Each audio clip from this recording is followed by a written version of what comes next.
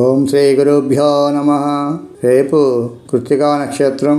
కార్తీక మాసములో కృత్తికా నక్షత్రం రోజు కార్తికేయునిగా పిలువబడే సుబ్రహ్మణ్య స్వామి వారి యొక్క ఈ ప్రజ్ఞా వివర్ధన స్తోత్రాన్ని 11 సార్లు వినడం ద్వారా కార్తికేయుని అనుగ్రహంతో దీర్ఘాయుష్యు, సకల కార్యసిద్ధి, శత్రు రుణ రోగ దోషాలు తొలగి విశేష అనుకూల ప్రాప్తి, మనోభిసిద్ధి ప్రాప్తిస్తుంది.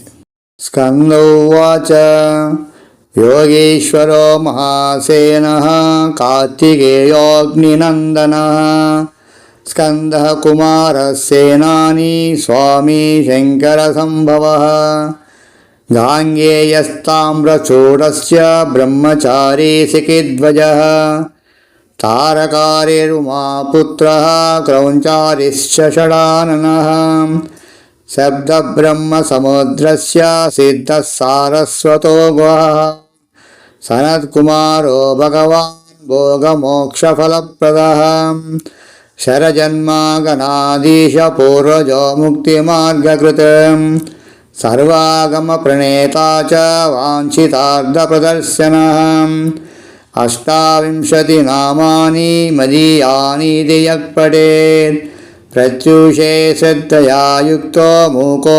వాచస్పతిర్భవేత్ మహామంత్రమయానీతి మమ నామానుకీర్తనం మహాప్రజ్ఞామవాప్నోతి నాత్ర కార్యవిచారణం. ఇతి శ్రీరుద్రయామలే ప్రజ్ఞావివర్ధనాఖ్యం శ్రీమత్కార్తికేయ స్తోత్రం సంపూర్ణం. శుభం భూయాత్.